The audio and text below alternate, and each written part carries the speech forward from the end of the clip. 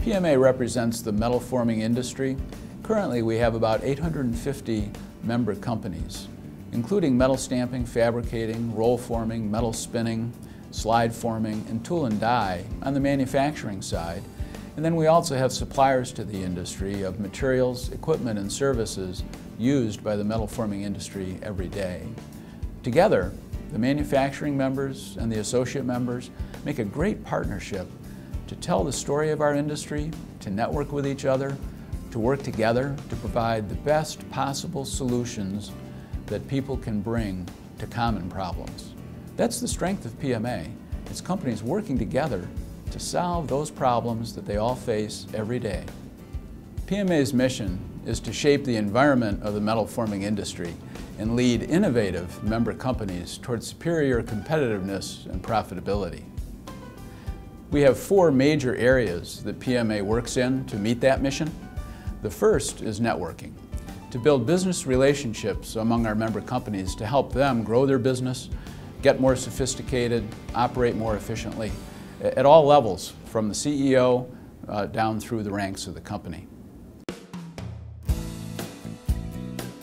I'm involved in what we call a roundtable, and it's other people that run businesses similar to mine. And that's been great because we can either email each other or pick up the phone when we're not actually meeting face to face and say, hey, I have this problem, can you help me? Or have you been there, done this before? I look at the information that we get from all the different companies and their networking and the information that comes out. It's almost like an early warning system. Like, we're going to hear like what new programs are being put out by the automotive industry, or if you're in other industries, you're going to hear that from other members that have seen it first. And then you get to hear what are the positives and negatives? Are there issues with it? And I think we get a head start on learning how do we address those issues of something new that's coming down. And I think we're ahead of the game from people that don't have that support that PMA offers. PMA's districts help members reach out locally to build business relationships, both for the manufacturing members and also for the associate members who are suppliers of materials, equipment, and services to the metal forming industry. Networking has always been a big part of the PMA for us in Chicago. We have really gained some great personal relationships and professional relationships within our district.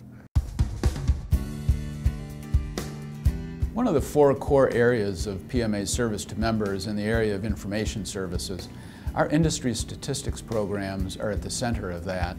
For more than 20 years, we've gathered data on a confidential basis on orders, shipments, productivity, profitability, and technologies that are used by our member companies.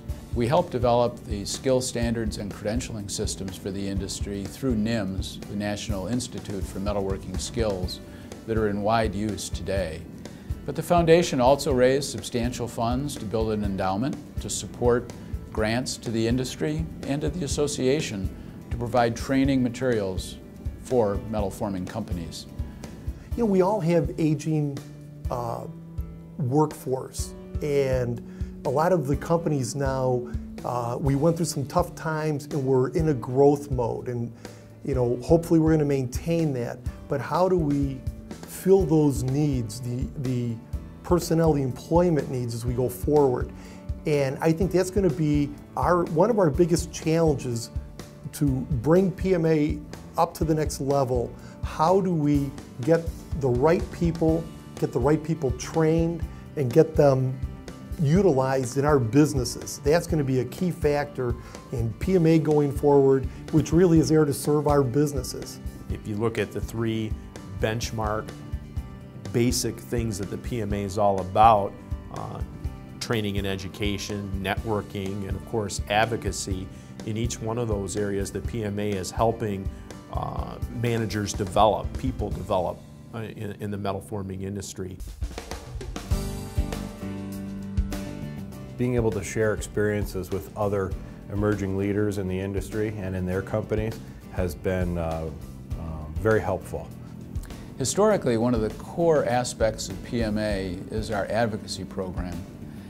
The metal forming industry is absolutely key to manufacturing in the U.S. and in North America. And every day there are new regulations, the threat of new legislation that impacts our industry in a negative way. So for more than 35 years, PMA has been engaged in Washington, D.C. If you're not at the table, you're going to be on the menu.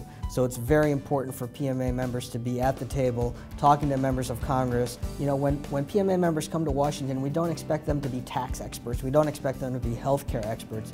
We need them to tell their personal story. How do the actions of their member of Congress impact them personally?